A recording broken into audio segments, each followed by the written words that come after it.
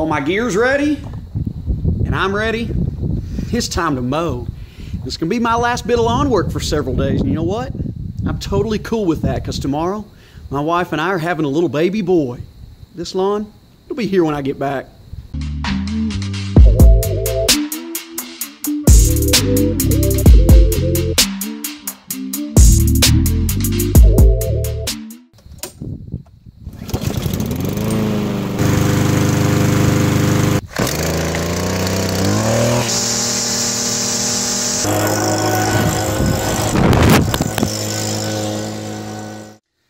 Welcome back to Budget Lawns, folks. Thanks again for joining me. It has been a long and tiring week for me and my wife, but we are happy to be back home after welcoming in a new baby boy to our family. So that makes 2 kids for us.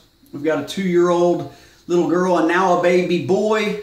And I tell you what, I have spent far more time in this nursery over the last several days than I have out in the lawn, and that's okay. Because I'll get back to that. Not to sweat. I have managed to find just a little bit of time to squeeze in one round of mowing. And I'm sure more of that will come as we head into the coming weeks. You know, I find it kind of a parallel between taking care of a lawn and an infant child. Now some of you may say, how can you make such a comparison? It is real easy. Because they both take one very important thing. And lucky for you, this one very important thing will cost you nothing. It will cost you absolutely nothing. Patience. Patience. Taking care of a lawn and taking care of a child takes an extreme amount of patience. And if you can learn to have it, you'll be way better off in the long run. So after having this little baby boy, it made me think, how could I show you what I've done to my lawn over the last 3 seasons since building this new house for my family? Because I'll tell you one thing, it took a ton of patience, just like it will, to raise this new little boy, and did for our first little girl. When I first built this house, my dad used to tell me that it was going to take several years for me to have a lawn that I kind of wanted. And I just didn't believe him, because I wanted that lawn right then and there. But there was one huge problem. I couldn't afford to pay for it. So I really had to take his advice, which sometimes taking your dad's advice is not the easiest thing to do, when he told me, just be patient with it. Really, a good lawn, all it needs is 3 things, he would tell me. Mow it, water it, and feed it. You do those 3 things, and you'll get to the lawn you want in time. So finally, I just had to swallow my pride and said, you know what?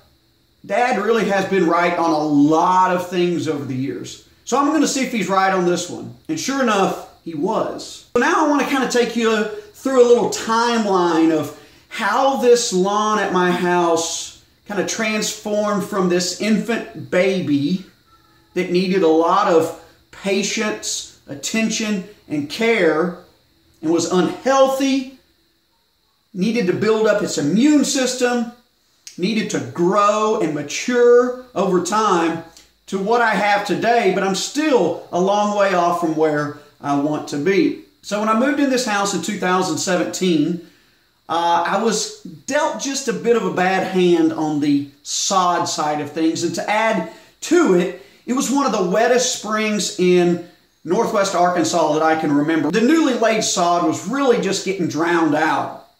And as we moved into the latter part of spring and early summer, there just wasn't much coming out of it aside from a bunch of nasty weeds. So that first year, I spent hardly anything on my lawn. And really, I did hardly anything to it. I didn't even kill weeds. I barely fertilized it. I just watered it and mowed it. That's all I did for the first season. And then into the second season, I've just tried to add a few little layers and doing just a little bit more, still spending just a little bit of cash and not breaking the bank. Unfortunately, between that first season and the second season, the weeds had really taken over, and my whole front lawn was just covered in white clover. Started taking care of some weeds with the little weed killer, but mainly my two hands, and still maintaining those same practices that my dad had taught me. And that's what we're really going to learn about on this channel. We're going to learn about those cultural practices that you can just do naturally, that don't cost you a lot of money, but you'll still see the results you want. My lawn was losing its weeds. The Bermuda was starting to spread and take over. And I just kept watering it, fertilizing it, and mowing it. I really upped the mowing frequency that second season and was making sure I mowed at least every 5 days. But still, I had to stay patient and wasn't where I wanted to be after year 2. And now here in year 3, we're really starting to see the fruits of the labor and the patience. I can start seeing the lawn forming, the one that I want, the one that I'll take to the next level. So in this season, I started out a lot like I did in year 2 and had a much smaller problem to work with. I started out by taking care of a few more weeds, still doing a lot of hand picking. I upped my fertilizer game a little bit and decreased the amount of days between my mowings. Now I'm anywhere between 2 and 4 days as opposed to 5.